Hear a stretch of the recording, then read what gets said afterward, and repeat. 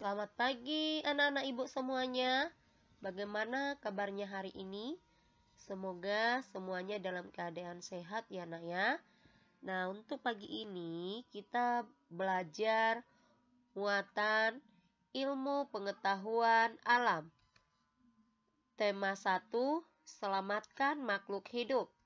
Subtema 1, tumbuhan sahabatku. Nah, kita akan mempelajari tentang perkembangbiakan generatif. Berkembang biak adalah salah satu ciri makhluk hidup. Setiap makhluk hidup memiliki kemampuan untuk berkembang biak. Salah satu tujuan makhluk hidup berkembang biak adalah untuk melestarikan jenisnya. Secara umum, perkembangbiakan tumbuhan ada dua, yaitu secara generatif dan vegetatif. Perkembangbiakan secara generatif merupakan perkembangbiakan yang melalui proses perkawinan. Perkembangbiakan generatif pada tumbuhan diawali dengan proses penyerbukan. Penyerbukan adalah peristiwa jatuhnya serbuk sari ke kepala putik. Pada tumbuhan dimulai dengan proses penyerbukan. Penyerbukan melibatkan bagian dari tumbuhan, yaitu bunga. Bagian-bagian bunga. Coba perhatikan gambar bunga. Ini adalah bunga sempurna. Bagian-bagian bunga yang pertama, dasar bunga, berguna sebagai tempat kedudukan bunga. 2. Tangkai bunga sebagai penopang dan penyambung antara bunga dan batang atau ranting. 3. Kelopak bunga berguna untuk melindungi mahkota bunga ketika masih kuncup. 4. Benang sari berguna sebagai alat kelamin jantan pada bunga. Putik berguna sebagai alat kelamin betina pada bunga.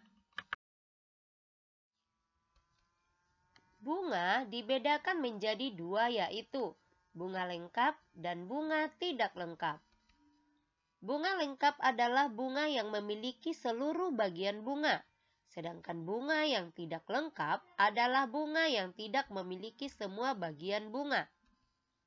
Bunga yang memiliki putik dan benang sari disebut bunga sempurna, sedangkan bunga yang hanya memiliki satu jenis sel kelamin saja dinamakan bunga tidak sempurna.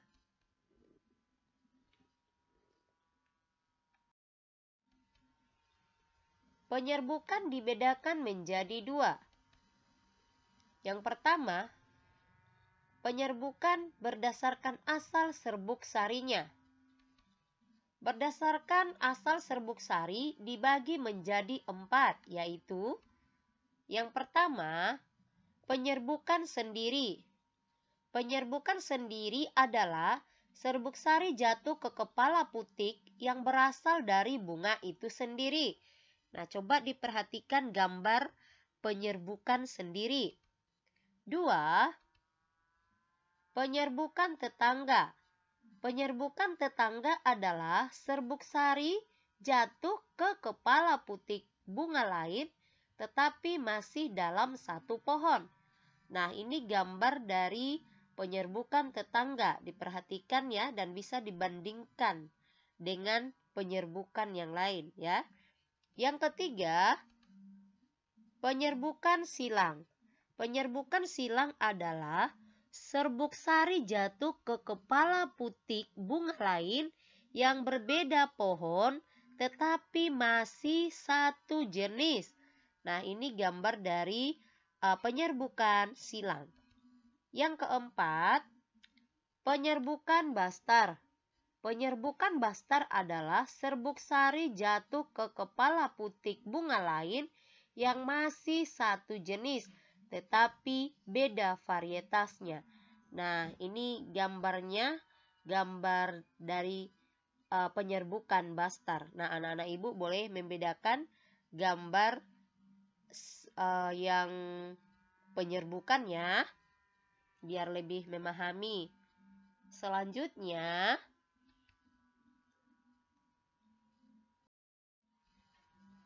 kedua, berdasarkan perantaranya. Berdasarkan perantaranya, penyerbukan dibagi menjadi 4, yaitu penyerbukan dengan bantuan angin atau disebut dengan anemogami. Penyerbukan dengan bantuan hewan disebut dengan zoidiogami. Penyerbukan dengan bantuan manusia disebut dengan antropogami. Dan penyerbukan dengan bantuan air disebut dengan hidrogami. Contoh hewan yang membantu penyerbukan yaitu kupu-kupu, lebah, siput, burung, kelelawar, dan kumbang. Nah, mari kita perhatikan ciri-ciri bunga yang penyerbukannya dibantu oleh hewan sebagai berikut. 1. Warna mahkota bunga mencolok dan besar. 2. Bunga berbau khas. 3. Bunga memiliki kelenjar madu. 4. Serbuk sari bunga lengket. 5. Kepala putik agak tersembunyi. Sedangkan ciri-ciri bunga yang penyerbukannya dibantu oleh angin adalah sebagai berikut. 1. Mahkota bunga berukuran kecil dan tidak berwarna mencolok. 2. Serbuk sari kering, ringan, dan banyak. 3. Tidak berbau dan tidak berkelenjar madu. 4. Kepala putik terjulur keluar.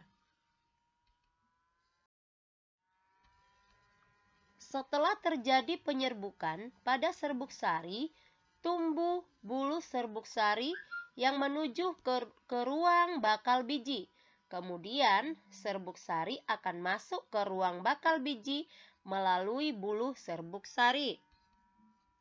Di dalam ruang bakal biji terdapat pembuahan, yaitu peleburan serbuk sari atau sel kelamin jantan atau spermatozoid dengan kepala putik atau sel kelamin betina atau sel telur. Hasil pembuahan disebut zigot.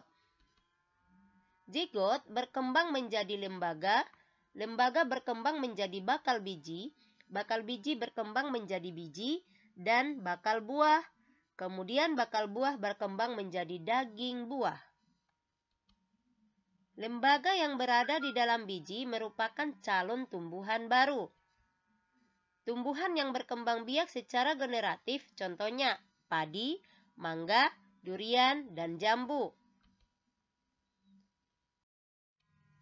Perkembangbiakan tumbuhan secara vegetatif. Perkembangbiakan vegetatif adalah cara perkembangbiakan tumbuhan tanpa melalui proses penyerbukan. Perkembangan vegetatif hanya melibatkan satu induk saja makhluk hidup baru berasal dari bagian tubuh induknya. Oleh sebab itu, makhluk hidup baru memiliki sifat sama induknya. Perkembangan vegetatif dibagi menjadi 2, yaitu vegetatif alami dan vegetatif buatan.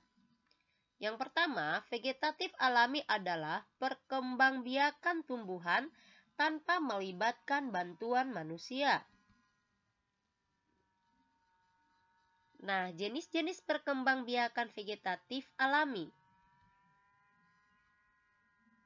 yaitu tunas dan tunas adventif, geragi, umbi batang, umbi akar, umbi lapis, akar tinggal atau rizoma, spora.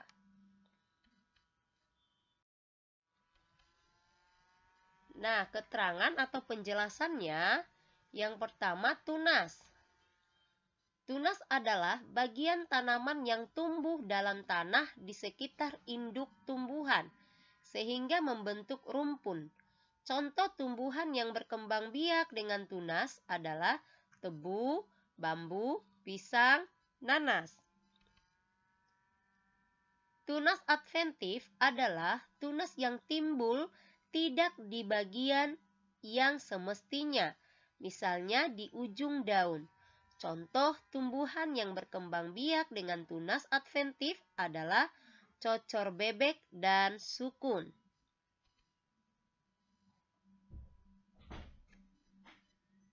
Yang kedua atau B, geragi atau stolon. Geragi atau stolon adalah batang yang tumbuh mendatar di bagian permukaan tanah dan badan bagian tumbuhan yang menyentuh tanah tersebut nantinya akan tumbuh akar. Contoh tumbuhan yang berkembang biak dengan geragi atau stolon adalah arbei, pegagan, rumput teki, dan semanggi. C. Umbi batang. Umbi batang adalah batang yang tumbuh dan berkembang biak dalam tanah dan merupakan cadangan makanan bagi tumbuhan tersebut. Contoh tumbuhan yang berkembang biak dengan umbi batang adalah kentang dan ubi jalar. D. Umbi akar. Umbi akar adalah akar yang dijadikan sebagai tempat untuk cadangan makanan. Contoh tanaman yang berkembang biak dengan umbi akar adalah wortel dan lobak. E. Umbi lapis. Umbi lapis adalah batang pendek yang tumbuh dalam tanah dengan daun yang tebal menyerupai sisik yang berdaging. Contoh tumbuhan yang berkembang biak dengan umbi lapis adalah bawang merah, bawang putih, bawang bombay. F. Akar tinggal atau disebut dengan rizoma. Akar tinggal atau rizoma adalah batang yang tumbuh menjalar dalam tanah.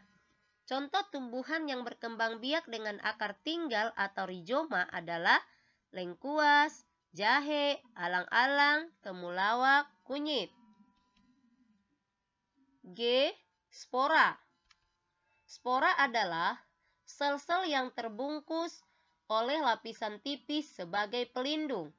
Contoh tumbuhan yang berkembang biak dengan spora adalah lumut, tumbuhan paku, suplir. 2. Vegetatif buatan adalah perkembangbiakan tumbuhan dengan melibatkan manusia. Jenis-jenis perkembangbiakan vegetatif buatan yaitu ada mencangkok, merunduk, menempel atau disebut dengan okulasi, dan menyambung. Menyambung disebut juga dengan mengenten dan stek. Nah, keterangannya atau penjelasannya A. Mencangkok. Mencangkok adalah mengembangbiakkan tanaman agar cepat berbuah dan memiliki sifat-sifat yang sama dengan induknya. Contoh, tanaman yang bisa dikembangkan dengan mencangkok adalah mangga, jeruk, jambu, rambutan, dan tumbuhan berkambium.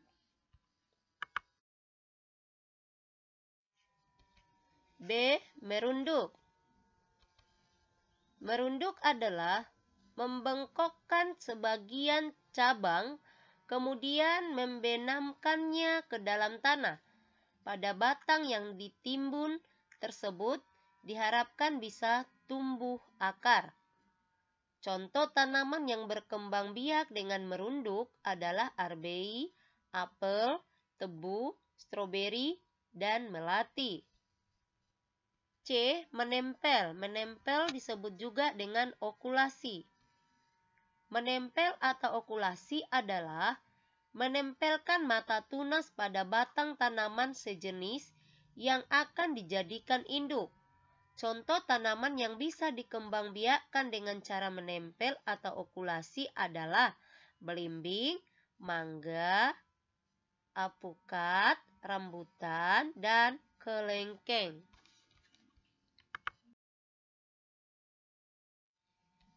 D. Menyambung.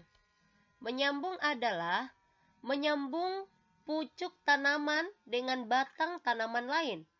Pucuk diambil dari tanaman penghasil buah yang besar dan manis, bunga yang indah atau daun yang menarik.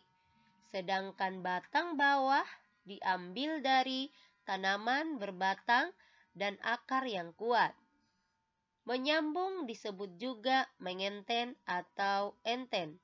Contoh tanaman yang bisa dikembangbiakkan dengan menyambung adalah ketela pohon, bunga sepatu, mangga, dan kopi. Stek. Stek adalah perkembangbiakan pada tumbuhan dengan cara menanamkan potongan atau bagian dari tumbuhan. Bagian dari tumbuhan dapat ditanam berupa batang, tangkai, daun, dan pucuk. Selanjutnya, contoh tanaman yang bisa dikembangbiakkan dengan stek. Yang pertama stek batang, yaitu singkong, pohon waru, dan tebu. 2. Stek tangkai, yaitu bunga sepatu dan mawar. 3. Contoh stek daun, yaitu cocor bebek, sansevieria, tanaman Sri Rejeki, dan lidah buaya. 4. Stek pucuk, yaitu tanaman teh. Manfaat perkembangbiakan secara vegetatif, yaitu budidaya tanaman lebih cepat sehingga lebih cepat panen.